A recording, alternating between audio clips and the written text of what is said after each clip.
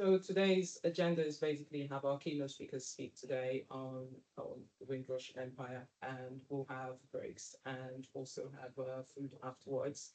After each keynote speak, we would have questions and answers, and everyone can just also contribute. After the two speakers speak, we'll also have like a general discussion. If anyone wants to throw in anything and ask questions or even make suggestions or anything, we're more than welcome to leave the floor open. Please know that after the event, we would like to take photographs for our vlog, and if everyone will indulge us to taking pictures, we'll take the back in the banner at the back. So the first speaker will be Shaka. So I'll just introduce finally Shaka. So take the floor, please. Thanks very much. So, what I'd start by, and excuse me because I'm sort of reading the script, so my eyes sort of disappear slightly. You know why? So I thought I'd start by reminiscing on that day, Tuesday, the 22nd of June, 1948.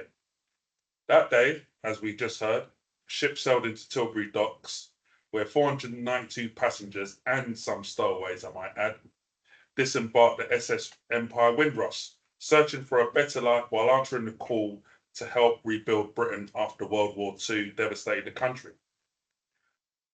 Some of you may have seen some footage, and I'm going to reminisce about Lord Kitchener, who was on that footage. He was a calypso singer from Trinidad, and he travelled to Jamaica from Trinidad to catch the Windrush boat. He disembarked and he was interviewed and sung gleefully about how London was the city for him. Some of you might remember that London is the place for me. Yeah, okay, I'm not very. Um, I reminisce how sharp those gentlemen looked, despite being on the ship for 3+ weeks, how they smiled while being interviewed, how they had hope for their lives and the patriotism for the mother country to fulfill their duty to help rebuild Britain. Little did they know that they almost never made it. Little did they know that the government, this was a Labour government, if you remember, upon hearing of the ship's journey towards the UK, looked at diverting this ship to Ghana.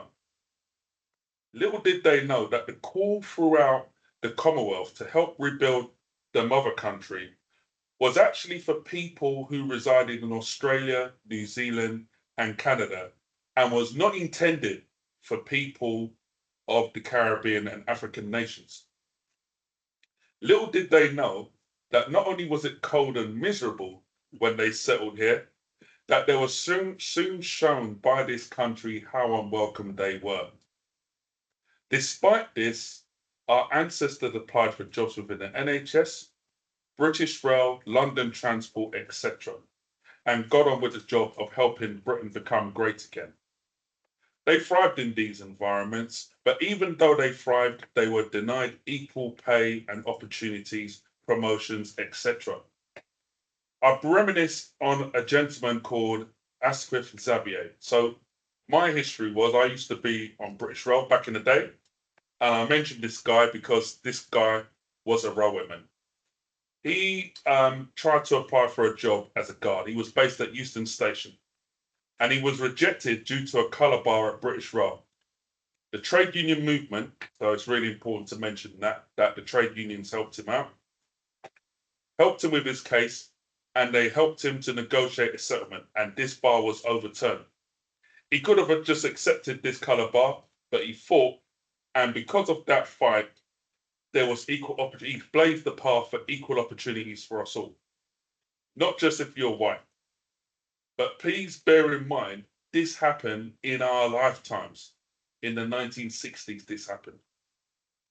I think about pioneers like Sam King, who was the first black person to be elected as a mayor in this country. This is in the London Borough of Southwark. I think about Benjamin Zephaniah. This man was a personal inspiration for me. Born in Birmingham from the child of parents who came over during the Windrush period, he would become a successful poet and writer. Not only that, he would become an activist, famously claiming that he would never accept an OBE, saying in 2003, "I get angry when I hear the word empire. It reminds me of slavery. It reminds me of thousands of years of brutality. It reminds me of how my forefathers were raped and my forefathers brutalized. It is because of this idea of empire that black people like myself don't even know our true names or our true historical culture. So I'm going to finish off by just saying this, that there are so many examples of how we as a Caribbean bloc and African as well, because of that famous ship docking in Tilbury, have contributed to the successful rebuilding and growth of this country in the aftermath of World War II. Yet the government has attempted to rip this away from us by trying to deport many of our brothers and sisters through changing the law regarding immigration. So they did that 4 times from 1948 up until 1973. And I think 1982 was the final one where that is like the one that is the worst one now, where even if you're born here, you literally are not a citizen. But lately, through the landing card scandal. So for those of you that don't know, it's the landing cards were what came with children of the Windrush generation.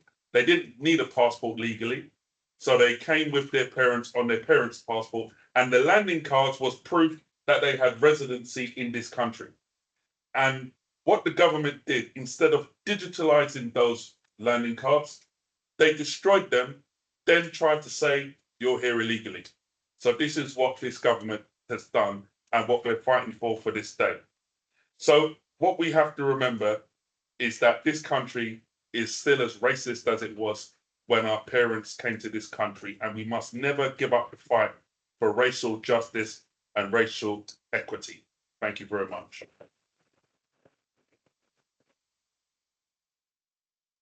Thank you so much, Shaka. Questions?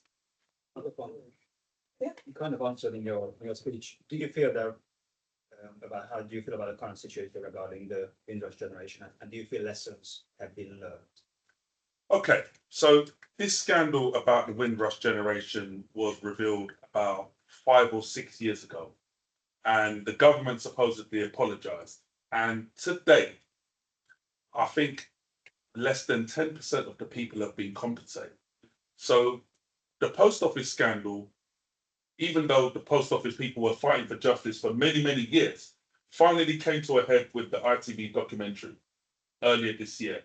And this government fast tracked a law to ensure that those people are properly compensated. So I think that should tell you everything you need to know about how the government sees black people in this country and the contribution that we made to this country. Just one more question. How Yeah. many people are affected? Off the top of my head, I don't know. I think it was something like about 20,000 people, but it could be more. I mean, I was listening to James O'Brien on Friday, and of the story of a man. I think the BBC made a documentary about him, and he came to Jamaica as a child, never left the UK, has been deported back to Jamaica, and essentially is a stranger in his own in that country, when this should be his country. So these are many stories that we hear, where people have been forcibly put out. But in terms of the actual numbers, I don't know. I think it's about 20,000, but somebody could correct me on that. Any questions? Lots of questions for Shaka now. Any comments? Anybody disagree with what I said? That sounds awful. That is there a Well, when people say that this is a multicultural country, I kind of take exception to that. I mean, I also take exception to in unveiling Windrush statues and these, the naming of the Windrush line and all these sort of things, because all these sorts of things are fantastic. But if the people ultimately are not getting the respect, and that means firstly settling the claims and apologizing and essentially giving people the opportunity to be part of this land. So you look at what this government has done, where they've made it easier to strip you of your citizenship, So I think really talk is cheap. You know, I think what they need to do is they need to show our community a lot more respect. You know, and I think one of those ways is through reparations. You know, in terms of the effects of slavery and colonization, I think the conversation should be started about reparations. I'm struck by what you said about the comparison with the post office scandal, and that hadn't occurred to me before, but it goes to show, doesn't it, that it is possible how that's been fast tracked. So why hasn't it been done in this case? It's a really interesting question that you posed.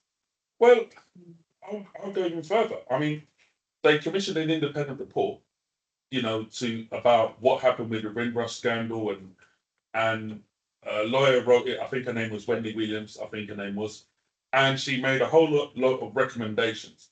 And this government, even though they supposedly apologized for it, decided two of the recommendations they weren't going to follow. So I think that tells you everything you need to know about how the government sees black people in this country.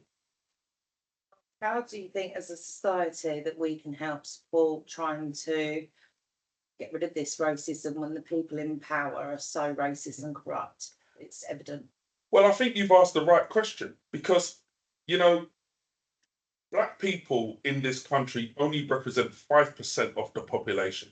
So when you hear black people say that it's up to us to get rid, it's not up to us to get rid. You know, we're the victims. It's up to white people to address it. Amongst the white community, it's up to white people to acknowledge it. It's up to white people to educate themselves. And it's up to white people to address it, to get rid of it. We're the minority and the victims. So until white people get, because if you think about it, right, when you look at when Diane Abbott, it came out about the racial abuse, they, even with those tone of words, it took Kemi Badenoch to force Rishi Sunak into admitting that that was racist. Now, why is that? Why is it so difficult to call a duck a duck? And this is the problem we got in this country. You know, when it comes to dealing with racism, and with black people are often told to get over it, where our experiences are ignored.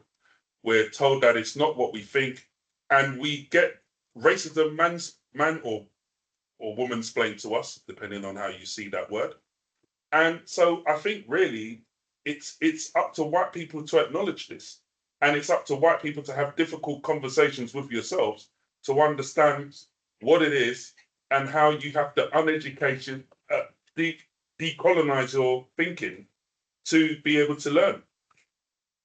I mean, I'm sorry if that offends some people, but I'm just answering the question honestly, Yeah. you know?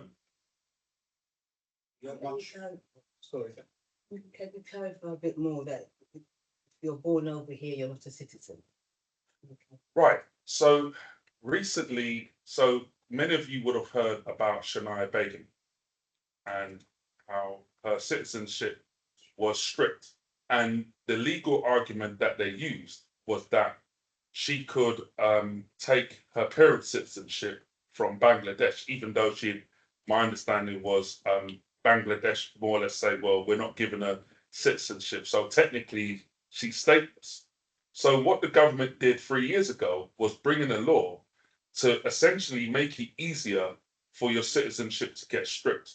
So, for example, if you went away on holiday to wherever, I don't know, you know, Portugal or wherever you want to go, and you came back to the country, if the government felt that your parents came from Jamaica or Sudan or wherever, and in their minds they're thinking this person could be a threat, legally they can turn around and say, we're not letting you back in the country.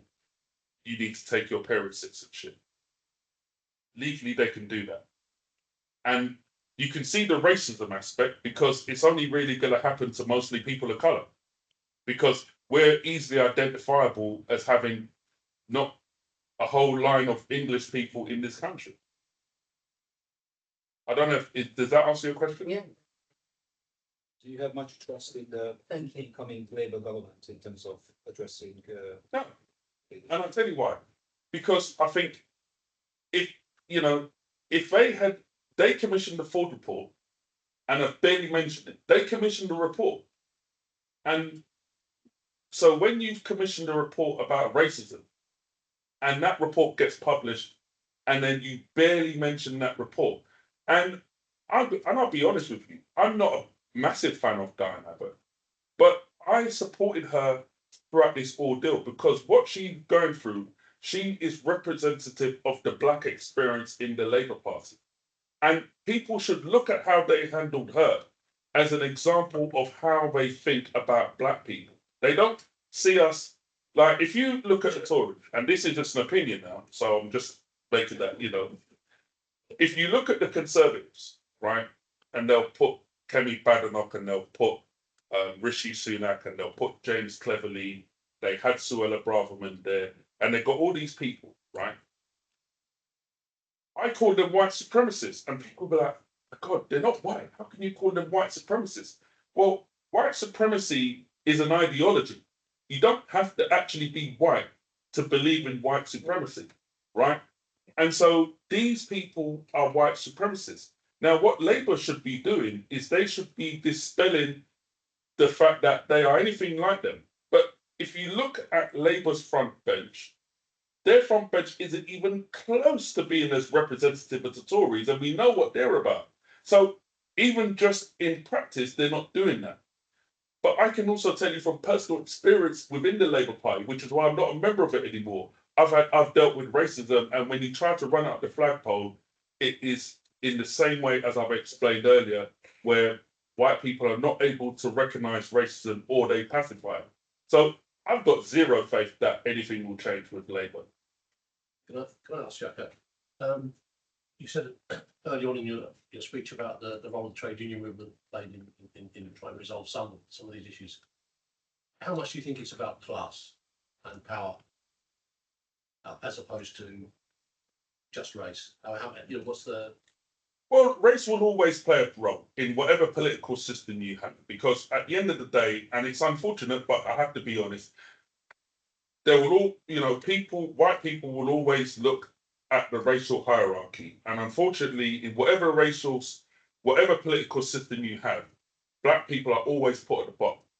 But where I look at the trade union movement is the principles of socialism are able to be applied. And the principles of socialism have always favored the black community. And I think with trade unionism, we're able to put the race to one side and look at the fact that poverty and class affects us in the same way. Now, the truth is that the tactics used these days to divide us is the same what they used during slavery, where the slave masters pitted the poor white people against the slaves because they recognized that they were in the minority. And the white people could be like, wait a second, you know what? We're all suffering here. Let's team up with these slaves and let's overthrow these guys. And so they create the idea of racial hierarchy to keep the slaves in check and to keep the poor white people in check. And this is the same system that's happening to this day.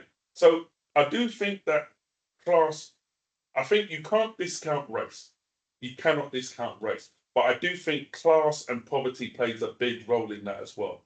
I don't know if that answers your question. Yeah. Any more questions? Just add one thing. You kind of think you learn a lot, or as much as you choose to in life as you go along. And I was surprised to hear that the Windrush ship was almost diverted on its way here, and that's new to me. And I'm someone who's born in this country, whose parents tolerated an awful lot more blatant discrimination than I have in growing up. I mean, what they did paved the way for me to have more freedom, and the generation after me had more freedom in terms of some things. But we're still fighting the same fight. We're still having the same conversations we're having now that I remember having in the 80s and thinking, oh, yeah, we're moving forward. And it's just really sad to hear that bit of the history because I wasn't aware of that. And in some respects, I think people are more aware than they used to be, but it's about the choices people make with the information that they have. And I think that's sometimes what makes us stuck. And I have to say, the most diverse area that I've ever lived in is Ipswich. And my most diverse road I've ever lived in was in Ipswich, where there's an influx of people from abroad, from all the islands. And my road had a little bit of everything from around the world. And I think that helped to lay a good foundation because we had to find a way of living and getting on with each other. And I'm thankful for that. Well, there's two parts to your statement there, and I'll address them both. So the first part, in terms of the ship being diverted, and do your own research.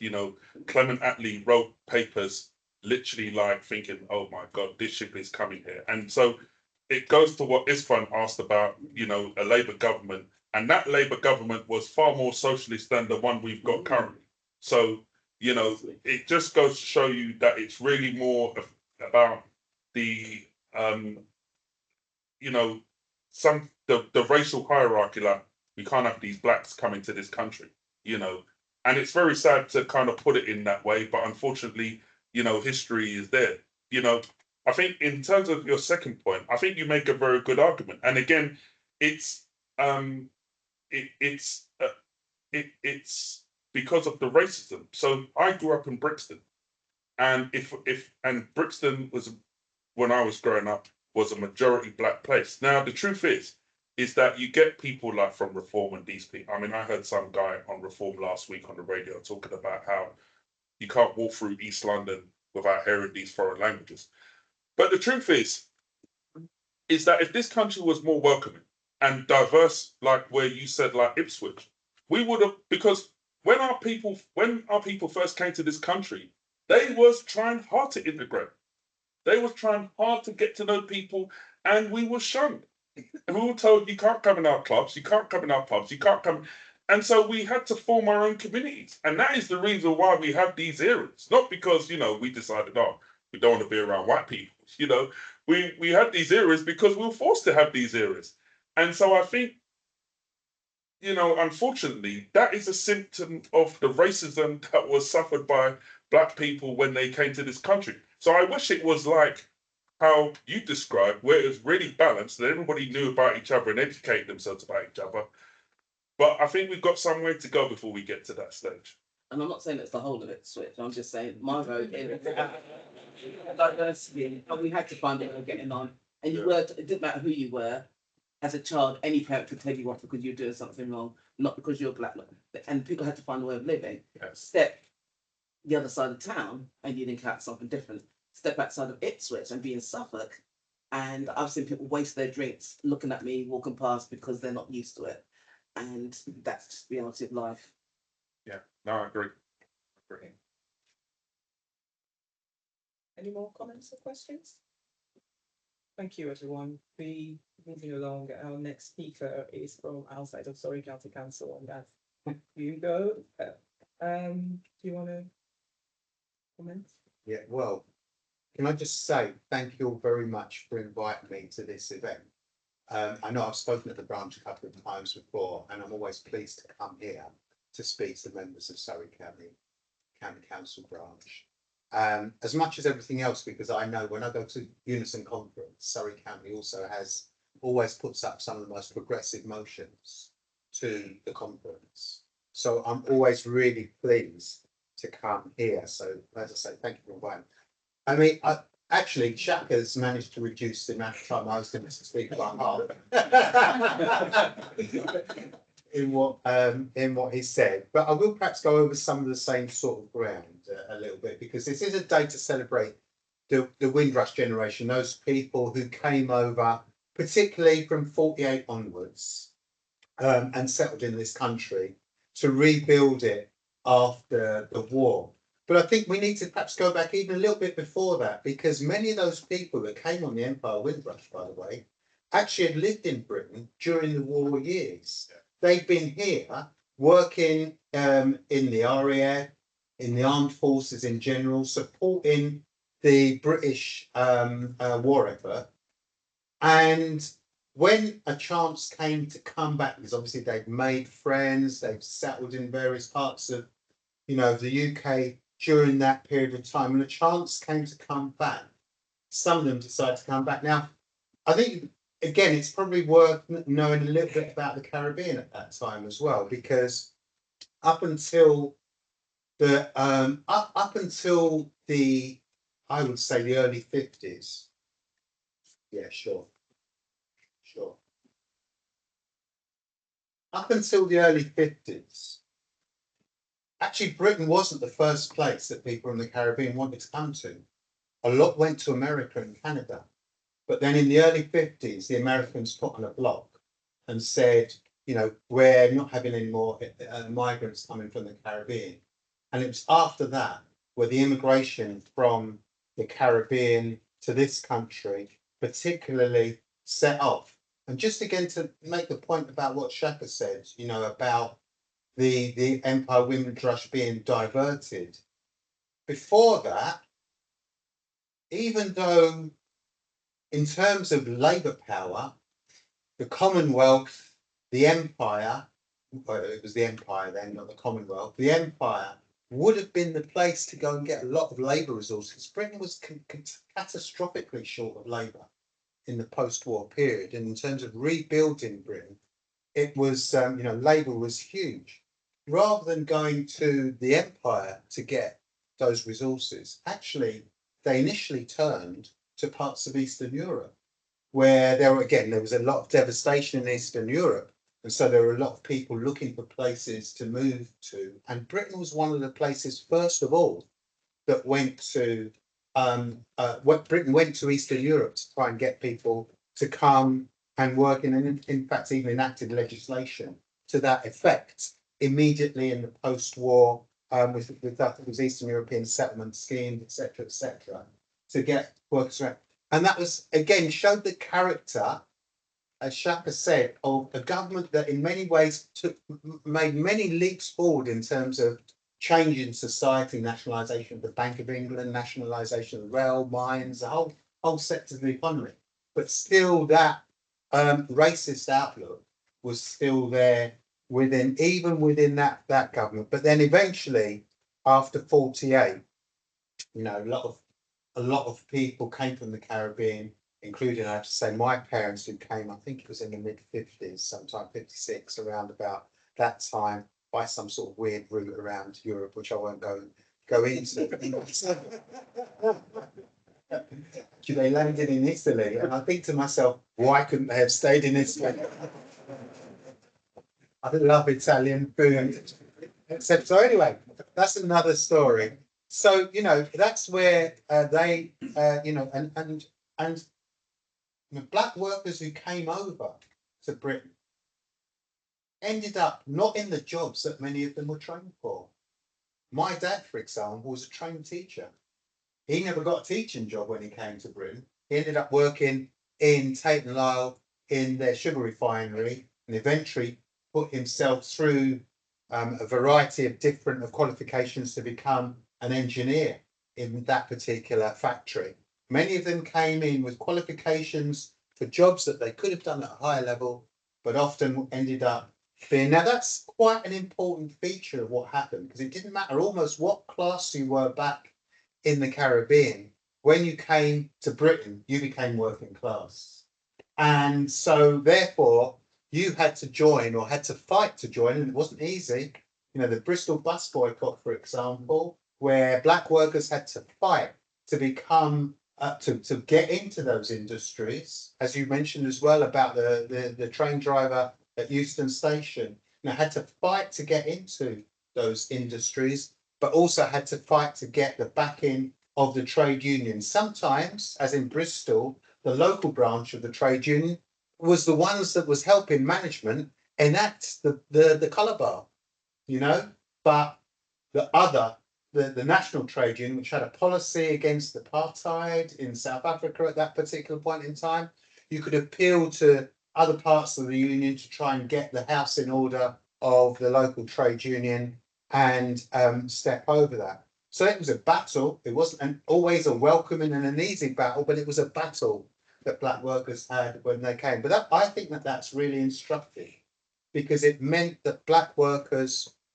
turned to the trade unions to help them in their communities. You know, in 1958, there were riots in Notting Hill. In fact, the riots started in another part of the country, in Nottingham, in fact. I don't think there was any relationship between the two names, but they started in Nottingham.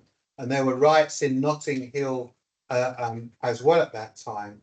And the black community turned to the trade unions to try and get support, turned to the TUC, who passed a motion condemning the riots and supporting anti-racist measures. And that eventually led to Claudia Jones, who was a Communist Party activist at that time, setting up the Notting Hill Carnival, you know, which was again a carnival to bring together the black community, but also to try and get the backing of the trade unions as well. So it was a very important time, and all throughout the 60s, the 70s, we had a number of important struggles where black workers, and by the term black workers, I'm using it in the political sense that Unison uses it, because some of these we saw East African Asians in Leicester, for example, getting involved in the Imperial Typewriters dispute.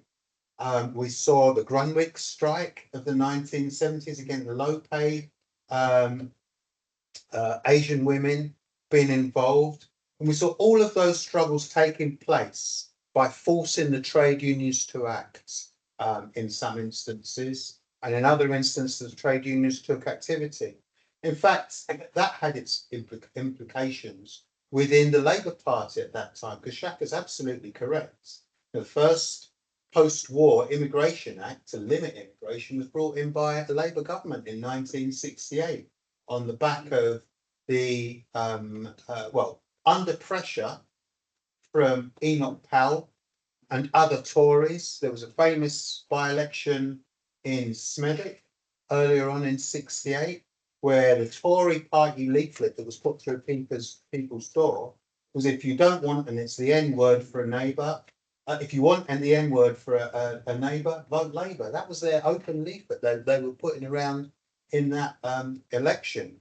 And on the back of that pressure from the Tories, Enoch Powell and the right-wing Tories, Labour introduced an Immigration Act in 1968, which sought to limit the number of East African Asians that could come through, particularly in Kenya.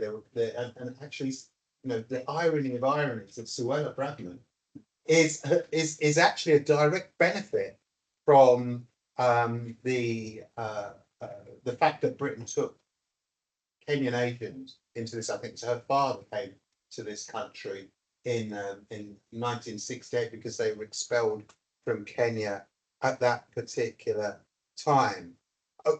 We also saw the development of black workers groups in the trade unions, which were often again a way of black workers coming together to discuss their particular issue of how to fight racism and how to end discrimination in various work practices. We saw the development of black workers groups in the trade unions, that taking off to a degree, and the beginning of what we have now in Unison, where we have black workers self-organisation. And it was a way of black workers trying to say, look, these are our problems. We need you as a trade union to take them up. And that's become, you know, obviously now we have TUC, Black Workers Conference, etc., a whole range of things where the trade unions are able to take up that role. I also think it had important political ramifications as well, because at the time, the Labour Party Young Socialists in the early 1970s really took on trying to make the Labour Party an anti-racist party. The first ever national demonstration against racism was organised by the Labour Party Young Socialists in Bradford. Also, the Labour Party Young Socialists organised a sort of a young black activist conference in Birmingham as well in the late 1970s. So we saw that the role that black workers were taking up, and actually that did have positive outcomes as well.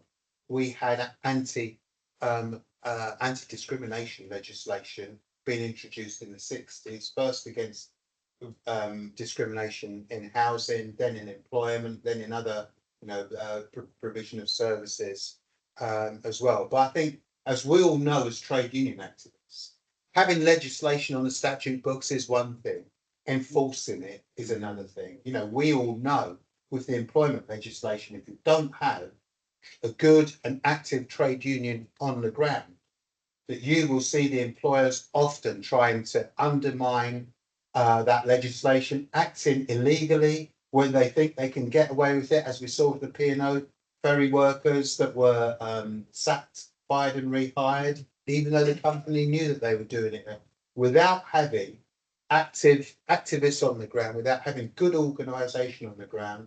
Employers or landlords or whoever it is will always try to undermine that legislation. So it's really, really important that we do remain active and we build our organisation on the ground. And I think both in the trade unions, but also politically as well, because there have been, and I think there have been significant achievements. I think it's always talked about the way that young blacks in particular have broken the colour bar in so many fields. And often it's talked about entertainment, which is important. I love music, so I think it's very important, you know. You have entertainment, we have the field of sport as well. I love football. We've seen, you know, how black young people have taken athletics, a whole range of things, but probably some of the most significant events was when we saw the 4 black MPs elected to Parliament, the first set of black MPs. There had been black MPs in the past, in the early part of the 20th century. But that 4 black MPs that were elected in 1987 really started to open up the gates of power, really, to black people at that stage, you know. And so I thought that was important. But I think perhaps even as significant was the election of Bill Morris to the election of what was the biggest trade union, the Transport and General Workers Trade Union, at that stage to become the general secretary of that trade union. And that gave an even bigger impetus to black workers to get involved in their trade unions, see the trade unions as being their own. So there have been a number of key developments that happened over that period of time. But I do want to touch on the Windrush scandal a bit, because I had a member whose case was popularised in the newspapers, who was one of the victims of the Windrush scandal. And we were able to get unison support for him. But as Shaka explained, you know, we've seen those immigration controls brought in up until the point in 1971. Well, up until 1971, anyone who was a citizen of the Empire or the Commonwealth had automatic rights to reside in Britain, in the UK. Then in 1971, the Tories brought in legislation that got rid of that right. But a lot of people had come during that time as children, as family members, to come and live here without having any documentation at all. You didn't need a passport to come. You didn't need any documentation. You said all you had was your boarding pass. And in 2014, Theresa May introduced an Immigration Act that said both that everyone who required work, required somewhere to live, and required access to any of our social services, the NHS or anything like that, needed to have documentary proof that they had the right to reside in this country. And as Shaka explained, the rights that people had were destroyed overnight when Theresa May introduced both this legislation, but then also destroyed the boarding passes of everyone that arrived up until 1972 in this environment, and created the hostile environment. Created that. Now that term, I'd have to say, shamefully, wasn't invented by a Tory politician. Unfortunately, that term was used at various stages, but was used publicly by a Labour Home Secretary, right-wing Home Secretary, Alan Johnson, in 2008, when they were trying to outdo the Tories around immigration policy at that particular time. And unfortunately, we've seen what's been the results of the Windrush scandal as it's become known. We've seen people dismissed from their jobs. We've seen people deported to places that they've never lived before or didn't know from living there as a child. We've seen people turned into destitution because of this, people losing all their money, their house and everything. And very sadly, we've seen a few deaths as a result of that Windrush scandal itself. And because it became a big issue in the press, the Commonwealth heads of state took it on board when they met with, I think the Queen came to do a visit in 2017.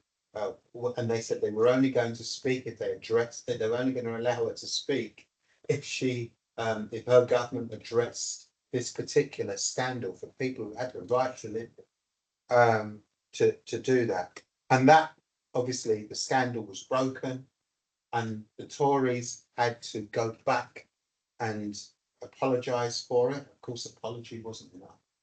You know, they had to then put up a compensation scheme. Initially, the amounts of money they were talking for people who'd lost their livelihoods.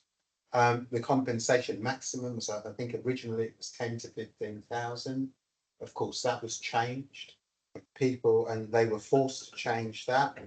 And also they then set up, as Shaffer explained, the Windrush inquiry, to the lessons learned inquiry, where there was 30 odd, I think it was 36 recommendations of how to deal with that particular scandal. And they agreed, yes, they held up their hands and agreed that they were going to enact all 36 of the recommendations until Suella Braverman was made Home Secretary under the very short-lived government of Liz Truss. And she decided, in order specifically to reintroduce the hostile environment, because they wanted to prepare the ground for the Rwanda boat scheme, that they said they weren't going to enact 4 of those pieces of that came out of the inquiry, which was to set the Windrush unit, was to disband the reverse the repair and damage that was caused to some of its victims by setting up local engagement units with victims of the Windrush scandal and a number of other things. So she said that she was going to do that. Now, I was on the NEC at that time, and at that time I had access to the legal officer and a variety of other people. And I said to them, we can't let Unison get away, let the Tories get away with this. We've got to find some way of doing a judicial review to overturn those decisions of Suella Braverman at that time.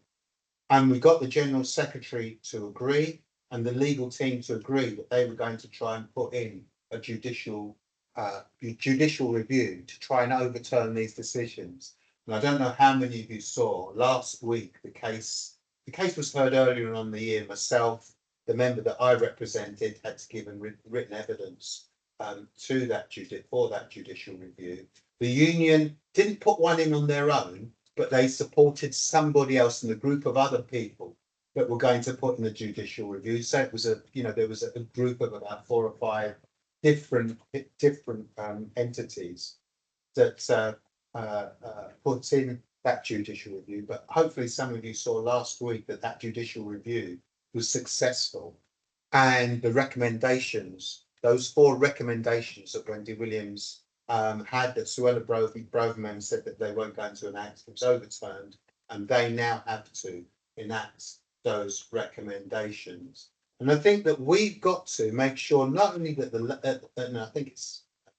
I don't think I'm saying anything unusual. I think in 10 days' time we're likely to have a Labour government. I think that's the most likely thing, and we have to put demands on that Labour government to make sure they fully enact those reviews, but to go further. Because as Shaka said, it's a disgrace. Only 25%, a maximum of 20 to 25% of people have actually had some of their compensation. You know, they've not, some have had all of their compensation, but a lot have had partial compensation. It's only 25%. We think that that compensation scheme should be completely taken out of the hands of the Home Office. The Home Office are unfit to deal with the compensation for something that they're responsible for enacting. That needs to be taken out. I would argue that the best place for that to sit would be somewhere independently, where particularly the trade unions could have oversight and scrutiny over how that's happening. You think a lot of people who were victims of that scandal would have been members of trade unions, would have more trust in the authority of their trade union to take up their case and handle it. And I think it should definitely have the oversight and scrutiny of the trade unions, and we should be demanding that. I see in this that you've all been circulated with, that Yvette Cooper has said they want to have a different compensation scheme. Well, we should be demanding that the trade unions have a role in ensuring that the trade union, that the compensation is dealt with quickly, swiftly, and that those people get their compensation. I think that the trade unions have a really, really important role to play in fighting racism. I think by the fact that we have to fight our campaigns, we have to overcome division in the workplace as a matter of course. You know, where sometimes we have members that don't quite like each other, but they have to get on. If we're going to win better pay rises, if we're going to save people's jobs, we have to find ways of acting and proposing action that cuts across division that takes place in the workplace. I often say that racism is not something that's been inbuilt in people, it's something that comes from the top. And I think we're seeing that more and more these days with the likes of what the Tory party, Rishi Sunak. I mean, Shaka's absolutely right. We've got people like Rishi Sunak, Suella Braverman, Keenan Babinot, Mike. Is it Mike? It's not Mike Cleverly. James Cleverly. James Cleverly. James Cleverly, and a whole list of other black Tory politicians that are also prepared to sow division and, in reality, racism from the top. That's where it comes from, in my view. That's how it's permeated through society. And as trade unions, we have an opportunity to do the opposite and unite people to fight that racism. And I just point to social attitude surveys. If you looked at a social attitude survey, probably from the 1980s, or even from even in the 1990s, you'd see the attitudes between then and now have completely changed amongst the general population on race. Of course, they're not perfect, because we still have this drip of what the Tory politicians put down. You know, you could say that in the 1980s, the number of people who would welcome somebody from another race into their families, you know, talk about get right down to the crux of it, was a minority of people in Britain. It was around about 20 to 30%. Now social attitudes are vastly different. Families are much more inclusive. You know, people are much more likely to say, well, if somebody chooses a partner of a different race, I'm more willing to have them. That shows that social attitudes have gone on in leaps and bounds, but we still have a society that is prepared to sow racist division at every opportunity. I completely agree with Shaka that in many ways, nothing has changed in terms of British society. And I do want to make a quote from Malcolm X, who's in many ways one of my heroes alongside Martin Luther King, and you know what they had to do in the 1960s to try and break down segregation and vicious race discrimination in the US. Malcolm X said, you can't have capitalism without racism, and I think that's completely true. Now, capitalism is a system that is built on making sure that those people who have the wealth in society make sure that the rest of us don't have access to it. And so in order to do that, They use division of whatever forms they can find. And if racism's the one they want to use, that's the one that they'll use at any particular time. And I agree with that completely. And I think that we have to work on the fact that the trade unions have played a big part in changing social attitudes, that our struggles on a day-to-day basis involve workers coming together. I've been on the picket lines of my local hospital where Unite members have been taking strike action because when they were working for my local hospital, the London hospital in Whitechapel, they were in a private company. That private company wasn't allowed or wasn't given the money to pay them the COVID payments that was given to NHS staff. The government gave it to doctors and nurses who were working directly for the NHS, who worked on the front line. But the porters, the catering staff, the domestic assistants, all of those people that came into contact with COVID during that time weren't allowed to get that COVID allowance. And a lot of them, in my hospital anyway, probably I think you'd find that in most hospitals, were black workers. Those black workers have been on strike for the COVID allowance, have taken somewhere in the region of 50 days. I've just heard that they're balloting on an offer that quite likely means they've been victorious actually, in terms of getting that COVID allowance. But they were taking strike action. But it was black workers, it was migrant workers from other parts of the world, particularly Eastern Europe, from South Asia, from many parts, really inclusive and diverse group of workers who were standing on the picket line together, fighting for their COVID allowance, fighting to improve their pay terms and conditions. And I think that those struggles are really significant. I think black workers will play an increasingly more militant role within our trade unions, to help us to fight, to defend our jobs, pay and conditions. And so I do believe that we do need to take that up. We need to fight on the ground for against discrimination. But we need to fight for our jobs. We need to fight for better pay. We need to fight against the scourge of low pay that affects all workers. I agree with Shaka. We need a different education system. We need an education system that teaches us about the struggles of working class people. If we talk about the struggles of working class people, we automatically start to talk about the struggles that black workers and the good role that black workers have played with the Bristol bus boycott and all of the other struggles that they play in the trade union movement. We absolutely need to teach that.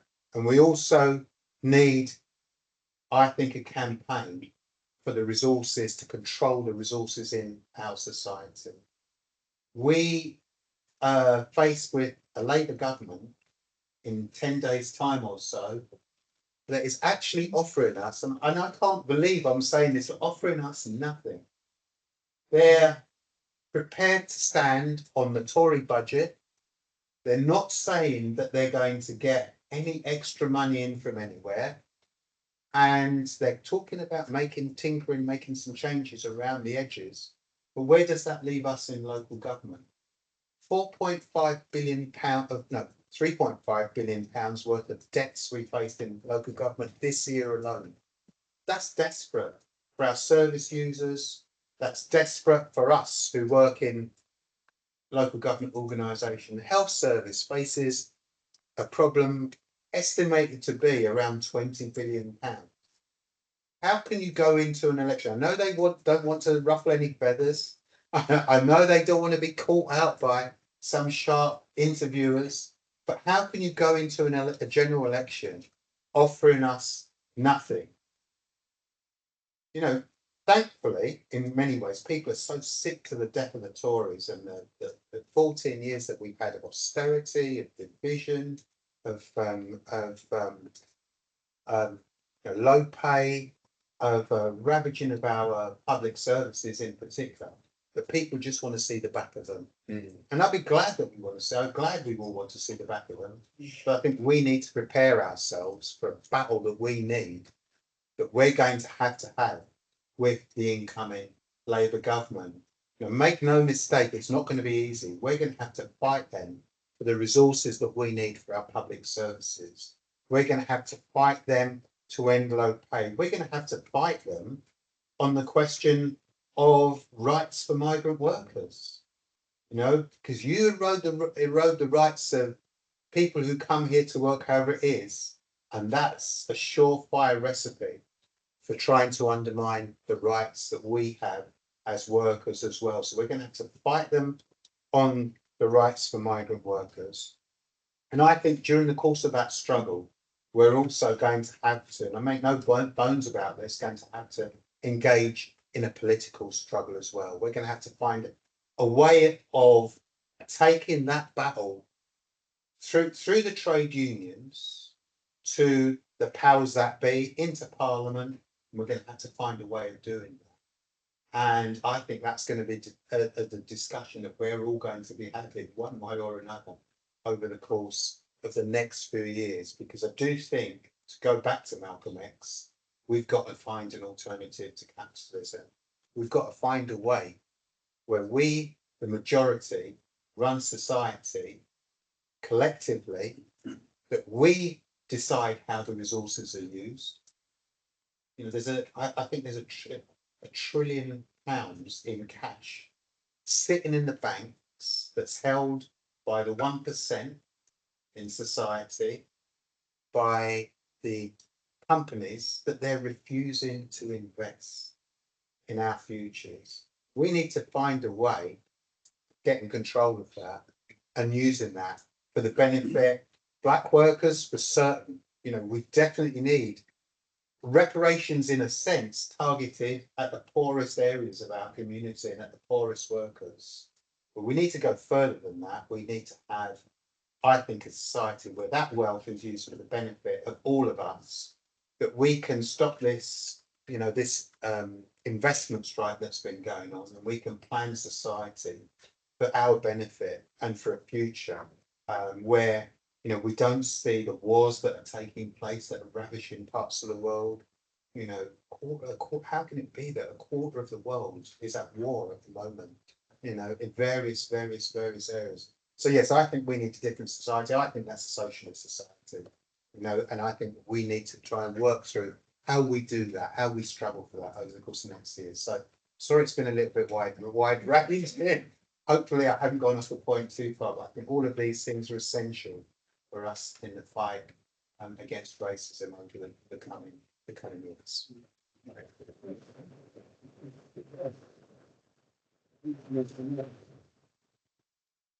Thank you so much, Reigate, for that. Any questions or comments? You know,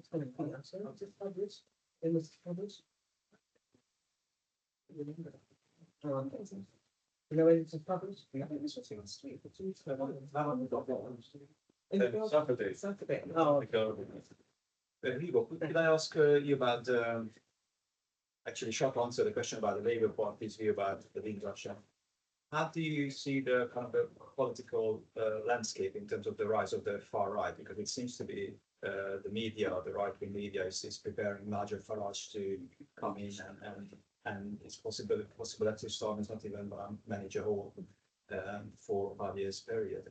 How do you, because actually things where we are discussing this, things actually could get even worse if you have and it's not just in the UK, it's all Europe, Japan, in France, in Germany, previous party, the Nazi party is coming in, so Trump in the US. So Yeah, so I think there are real warning signs for us as trade unionists in the political climate as it's developing. Now, I'm not alarmist about this. I'm confident that we can overcome those problems if we get our act together. But I do think there are warning signs. If you think about the media, is almost running Farage's campaign to become the next leader of the Tory party. You know, I've never seen him being given so much airplay, so many questions asked to Tory to current Tory MPs and front benchers. Oh, would you let Farage back into the Tory party? Do you think he could become your next leader? You know, now I can't believe he's been given so much airtime for a party that's got about 8%, between 8 and 12% in the polls. All right, the Tories aren't doing much better at the minute either in the polls. And I think that, you know, let's see what happens in the election. I don't think Reform UK will get many seats in the election. Farage, even for Farage, it's going to be touch and go whether he's elected to Parliament. But it's a warning sign for us that we need to get our act together. And I think you're right. Probably the people that will speed up that process of the rights gaining the ascendancy, if we don't get our act together first, it's going to be a Labour government. Unfortunately, that's happened in the past. I was a sort of like a teenager in the 1970s, and I remember the National Front almost winning the seat where I come from in Bethnal Green in the 1970s, because it was a GLC seat. It wasn't a parliamentary seat. They came second in the GLC election, because people became so disillusioned with the actions of a Labour in power. If you remember, they had incomes policy that's keeping people's wages down, and that led to people becoming disillusioned with the Labour Party and looking for avenues, particularly in the poorest areas. You know, Bethnal Green's a very poor area. In the poorest areas, looking for a different way out, and they looked to the National Front. And so I think the warning signs are there for us in what Labour could do in power. If people become, as I said, they're not offering anything. People become disillusioned with them. That disillusionment could go in all sorts of different directions. That's why I think it's important for us in the trade unions that we remain strong, that we remain organised, and we fight and we battle for those resources. Because what eventually did for the National Front was what was called the Winter of Discontent, where trade unions decided that they couldn't stomach the income freeze anymore and took action. Particularly the lowest paid trade unions took action. We saw after that, we saw, in a sense, the ending of the threat from the National Front. Unfortunately, we also saw Thatcher jump on the bandwagon of that, and she came to power in '79. I think we can't, I think the possibility is the Tories may split into a number of different. We'll wait and see, but I think there's a possibility the Tories could split after the election. But we can't just wait for that to happen. We can't do what I think our General Secretary is asking us to do and wait to see what Labour does in power. I think we need to be organised and be pushing our campaigns, knocking on the door of Labour to do a whole range of things from day one. And if they don't do it, we've got to look at alternatives, ways of dealing with them, because we can't allow the likes of Farage to do what's happened in, like you say, in France, in Germany, Hungary, and a number of other places, Holland, etc.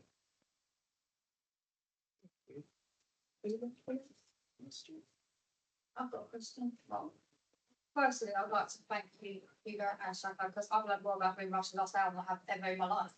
So you might not be able to answer this, obviously my kids are growing up, but is something Windrush taught in schools, and if not, why not?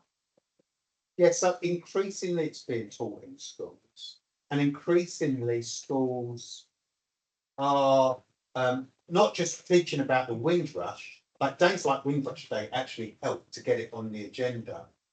So in our council, we had a Windrush Festival yesterday in Camden. I couldn't get to it, unfortunately, but we had a Windrush Festival. We had a Windrush talk for members of the council, similar to this, that could go to, that was supported. It's sort of jointly with the council, actually. So things like this help to do that.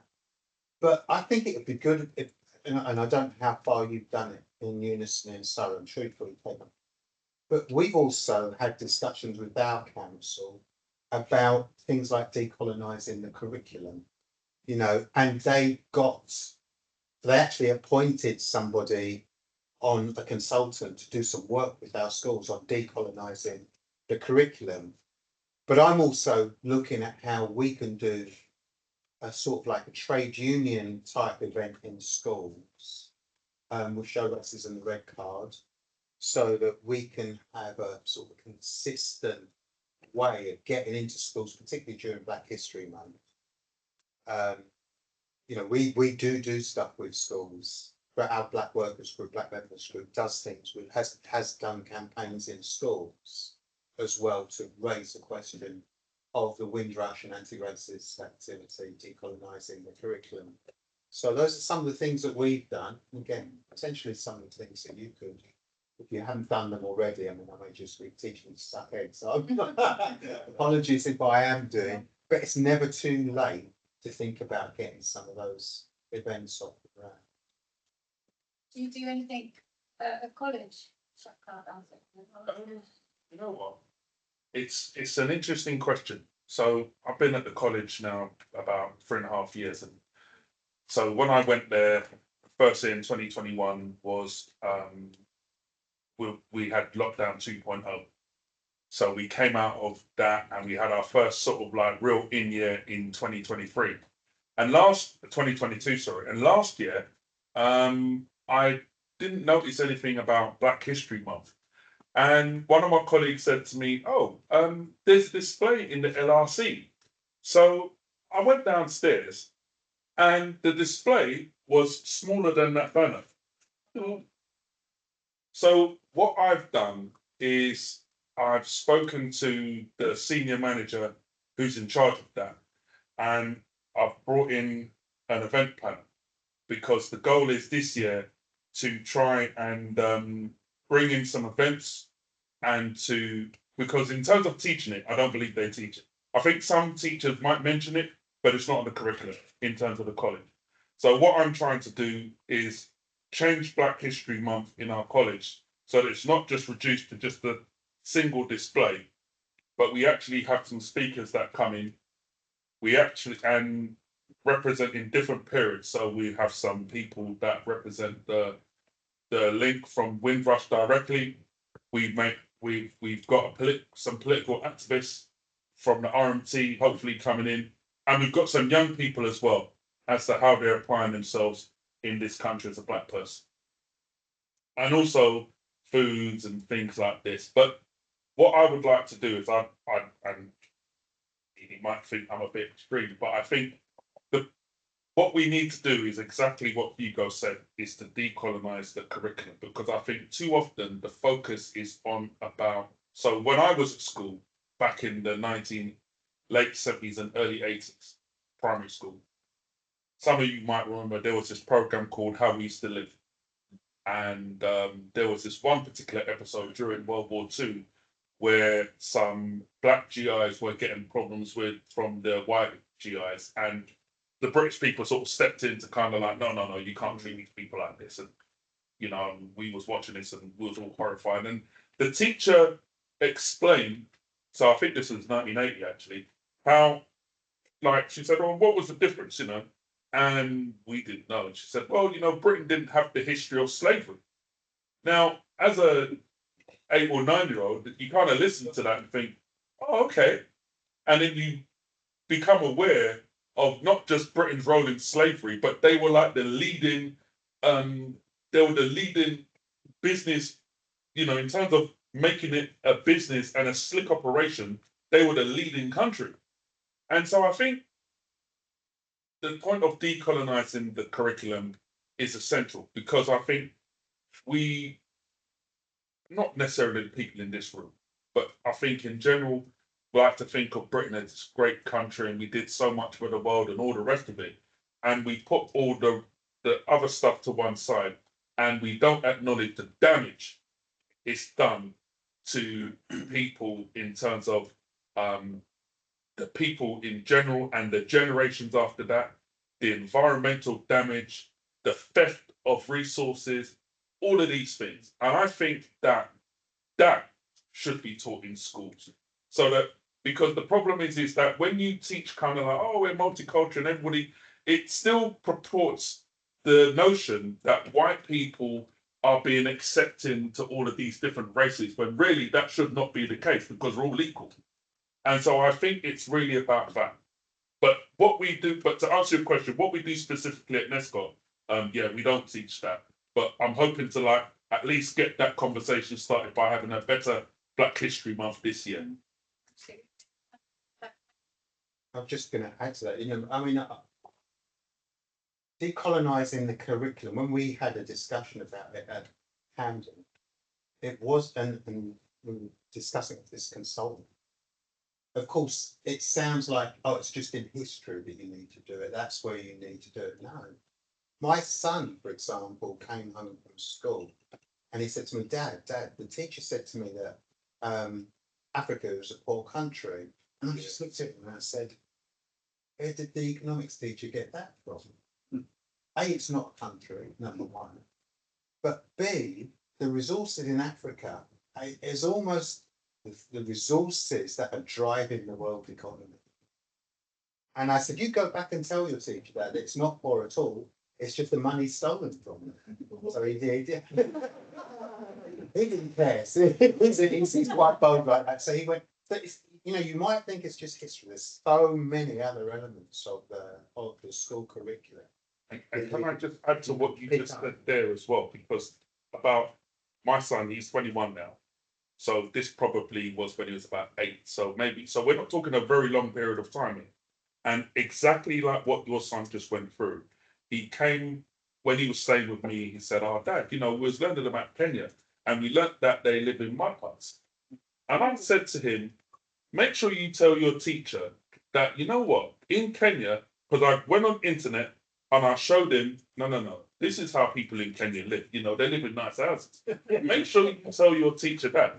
And he did. And he said, oh, yeah, Dad, well, you know, she said, yeah, people live in houses too. And, but the point is exactly that, where even though there's all this information out there, it is still the stereotypical view that as if, well, white people are allowing Black people to be in a certain space where, you know, if it wasn't for us, you wouldn't have hope, you'd still be living in mud huts, this sort of viewpoint. So, yeah, I just wanted to throw that there. Just to comment with both of you as well, you can check it. So it's funny, your son, mine's not so far off because I went to school here as well. So in the 90s, that was like secondary school, and we were going home to Nigeria on holiday. And they kind of pictured my holiday like, if you've watched the movie Ghost Must Be Crazy too, where they cook bottled problems. So they were like, are you going to take milk? Are you going to take Coke? Are you going to take soft drinks? And what me and my brother were just really dazed, like looking at him like, what are you talking about? They've got no pre-understanding about where we came from. Like they just thought, like you said, mud houses. We've got no transportation. Like we live like Tarzan from one tree to another. So they were so shocked that we even had hotels and stuff like that, and chocolates, and privy to, you know, we eat the same cereal you eat. So like, you can find Kellogg's there.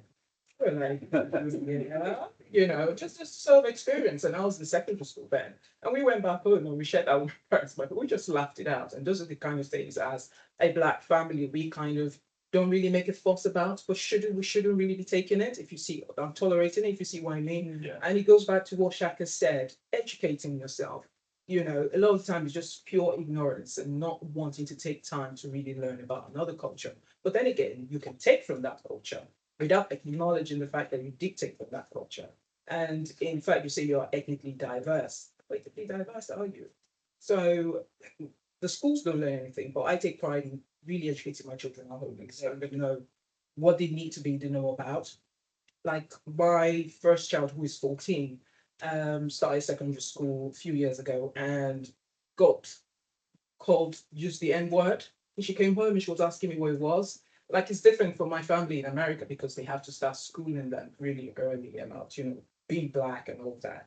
But here we did see the need to say, Jasmine, you are Black and this is what people will call you within. But she really got called a lot of different names. And it was an eye opener for me that, okay, I needed to really prepare myself and I really needed to educate the school as well and how to support, you know, Black children, ethnically diverse children who are in the school when it comes to racism, because the school said they really push back on really so many other things. We're not providing the support that my child and all the other children needed at that point in time. So it's a whole lot of work that still needs to be done, and from the schools, staff of the schools as well. Can I just add to that as well? When I was working at East Surrey College, I used to be with John Ruskin, and East Surrey took them over. Do you know East Surrey College do not take diversity information when they enroll their students, or at least they didn't when I was working for them 5 years ago. And that's just 5 years ago. I'll ask a question of both you, Shaka, just in case anyone really know, the branch secretary at Surrey. And I don't like to leave meetings like this without action, without something that we're going to take away. So I'd like to ask both of you for an action that you think Unison needs to do at the branch. One thing, keep it short. One thing that the branch should do after this meeting, and one thing that anyone who's not an activist should do. Yeah. I think I don't know if you do it, but I think what you need to do is have a way of identifying the black members. I think the problem that I've seen in movements like this, the Labour Party, is where they are too frightened to ask the question. And I don't really know why that is, but I think the black members need to be identified and need to be encouraged to be in spaces like this. Too often it's the other way around. You'll find one or two black members that are politically minded, and then we're being told to go and find all these other members. It needs to be the union driving that and identifying the black members and encouraging and creating these spaces. Yeah, no, my thing was going to be similar. I think the union branch, I'm sure, has got a reputation of being an anti-racist branch. I've no doubt about that. The fact that I've been invited to speak so many times, you know, I think it's. But I think that encouraging, and again, I know you do this, but encouraging black people to become active in the union as reps, I think is a really essential part of what can be done. And that's not always that easy. If you come across anyone that's half decent and try to get them on there's the it's not finding unison. So Unions. that's it. Yeah, new in unison sort of black type courses, those things, get them involved, get them to see that they can become active, and try and get them, get black members to become involved in the union. I think that's the one thing really, if you ask me, is get them to become involved in the union, because at the end of the day, the union is only as strong as it is as well organised as it can be. Do you know what I mean? And I think that's the key thing. And I've been following some of the things you do. I'm not spying on you, on honest.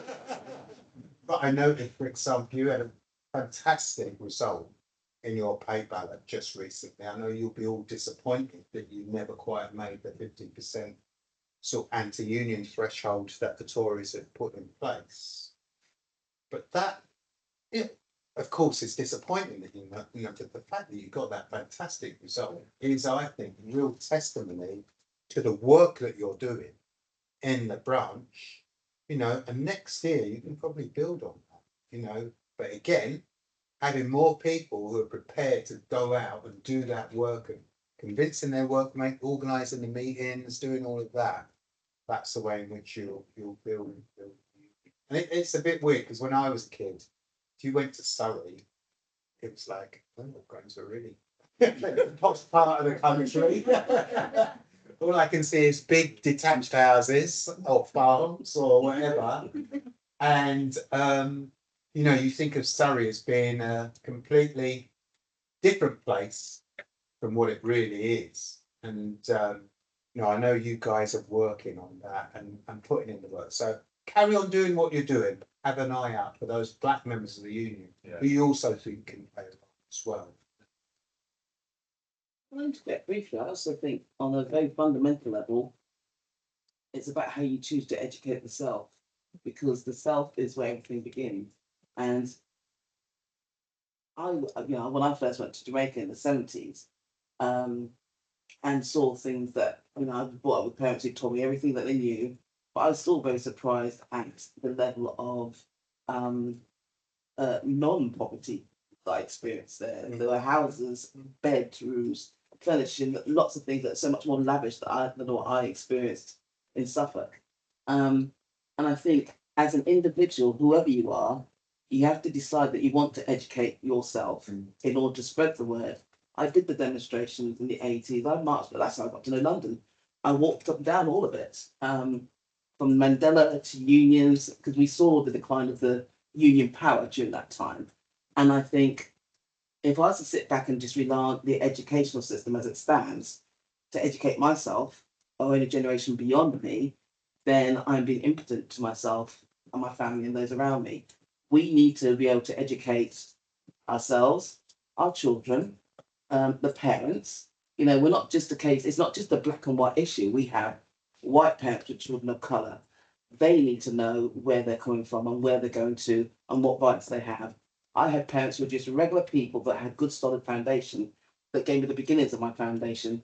They expected school to do a lot for me, but a lot came from them, how I was going to survive, how I was going to conduct myself. We have to start with the self and pass that on before we can hand over the responsibility of improving ourselves to any organisation, is my humble opinion. Thank you. Any more comments or questions? Can I ask a question? Hi, you guys. I did a question about how do you deal with racism today? Like every time I look on X, every time I look on Instagram, they post about migrants, Palestine, hate marches. So I really feel like the racism in this country has increased massively. If I think about like 10 years ago, I don't remember it being as bad as it is now. Sometimes you're too afraid. Like I've been on a few of the Palestine marches, but now I get a bit afraid to go because just in case I'm labelled anti-Semitic or someone's racist towards me. And Islam was talking about the rise of the far right. How do we, as like normal people, deal with that on a day-to-day basis? I know we've got the union. I'm very lucky to be part of the union. And Paul and Co are so supportive, and you have that back in there. But people who aren't part of the union, how do we kind of keep strong and get through this phase? Because I don't personally feel like things are going to get any better. I just feel like we're getting worse and worse every day.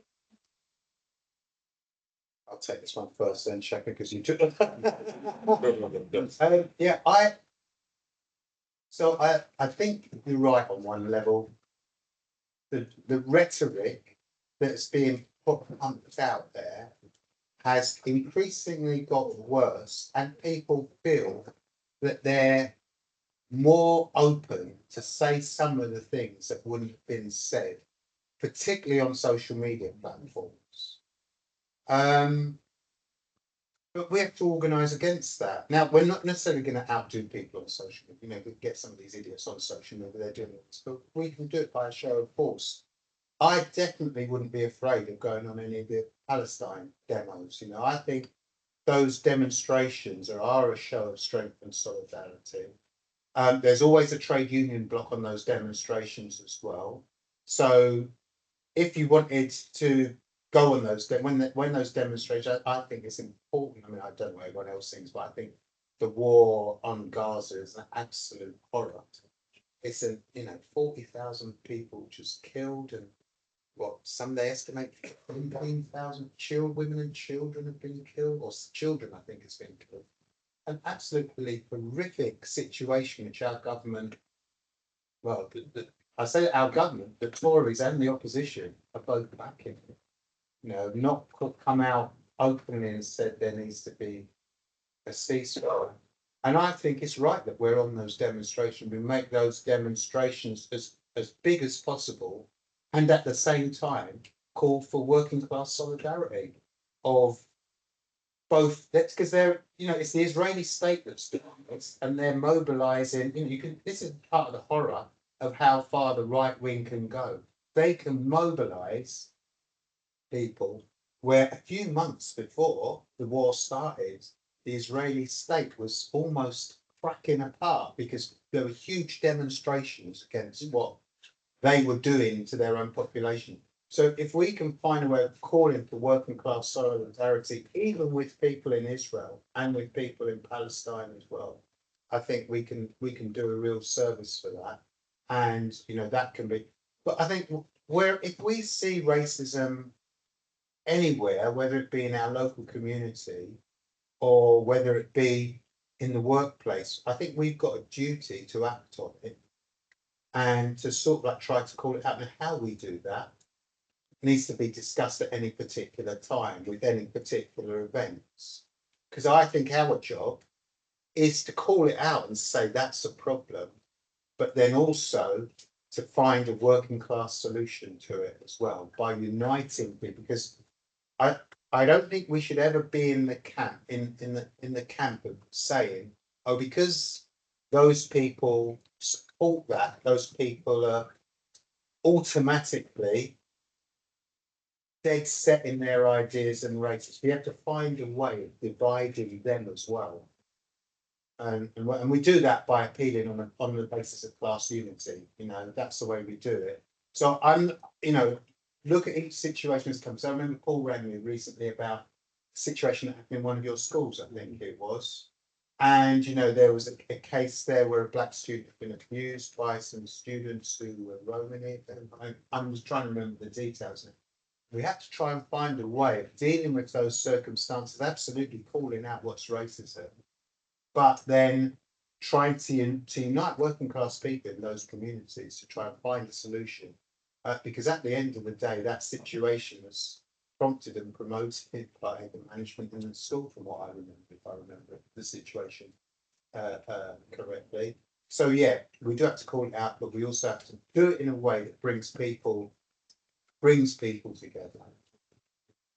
I agree with everything what Hugo said. The only thing I would add to that, I think, forget social media, because the problem with social media, especially on X, is that it's so unregulated now. Apart from the things they want to regulate, you know, you just can't unless you know who that person is. It's just not worth suffering your mental health to respond to a lot of these, because some of these are just troll accounts, bots, all this sort of thing. And I think I just think it's not worth it. I think what I would say, to just add to what Hugo says, is that where we, in terms of challenging racism, I think as a person of colour, you have to be confident about what you understand racism to be. Because what I think part of the problem is that as people of colour, we are gaslit into thinking that racism is, so for example, and this might be an unpopular opinion, if a Jewish person was, if somebody was being anti-Semitic towards a Jewish person, I would say, well, that is anti-Semitic, but not necessarily racism, because you're attacking that person's heritage, the fact that they come from a Jewish lineage, but you're not attacking the person for being white, right? Now, that's not to say that I think that that kind of discrimination is okay or not, but I'm confident enough, in my opinion, to say, well, look, that is completely different from when a black person or Asian person is racially abused, because we can't change this. You know, as soon as someone sees that, a seed of discrimination is already planted in their head before you've even opened your mouth or taken out your CV to say, well, I'm actually qualified to do this job or anything like that. So I think as people of colour, we have to educate ourselves to be so that we know, right, we recognise racist behaviour when we see it, not just when somebody says the N word or the P word or something like this, but when a microaggression happens, when you get treated differently from another staff member, and you're thinking, wait a second, why are you being nicer to them? You know, we have to be confident enough in ourselves to recognise that, so we can challenge them. Because I think if we're not, we get gaslit. We get gaslit and we get told, oh, you know, you're just complaining. Prove that you're being racist. You know, prove it. You know, That's a big thing you hear white people say. Proof you're racist. You know, where's the proof? You know, show me the definition. You know, so I think that's what we need to do as people of color. We need to arm ourselves with that knowledge. Thank you. Any more comments or questions before we move along? Thank you, Shaka, and thank you, Hugo, and thank you everyone who's been here, taking time out of your busy schedule to attend this event. It really means a lot to us. We say thank you. And we'll take pictures and then we'll go downstairs to socialize. I like to use the word socialize, but we're going to eat. I want to say thank you to everyone who logged on online. Nikki, I see you. You've been here the whole entire time. Thank you so much. Every single member who logged on online, I want to say thank you so much for attending. Just to comment on what our two speakers said as well, the Windrush generation, for me, I said, truly represents the courage, the resilience, and the perseverance of those who made the journey from the Caribbean to rebuild and enrich the United Kingdom after World War II. Their stories are a testament to the human spirit and the power of community. So on our events like today should serve not only to honor these forerunners, but also to reflect on their lasting impact of their contributions, and so we keep on talking about the path forward in preserving and advancing their legacy. And we learned a lot today from you two, even though I do know that I have, an understanding about the Windrush event, which we discussed. I discussed that with my children as well. But today's event is also a tribute to the extraordinary individuals who not only endured great challenges, but also enriched our nation with their culture, their labor and their dreams. And as we reflect on their legacy, let us also consider our role in preserving their stories and ensuring that this is told with the respect and recognition it deserves. So I want to say thank you all again today for joining us, and we move forward with a heart full of gratitude and a commitment to honor the Windrush generation and their enduring legacy. So thank you.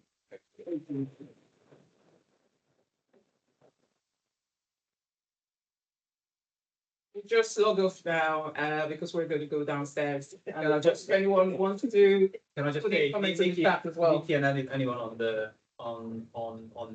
Teams, you can actually come down to the canteen because I think we have enough food for everyone to, if you would like to enjoy some food. I don't know whether you are with Hedge or at home. If you are in Woodhedge and you logged on, you are more than welcome to join us. And the rest of you as well, we're gonna go down to the canteen, have some, we're gonna play some live music as well. Thank you. Yes.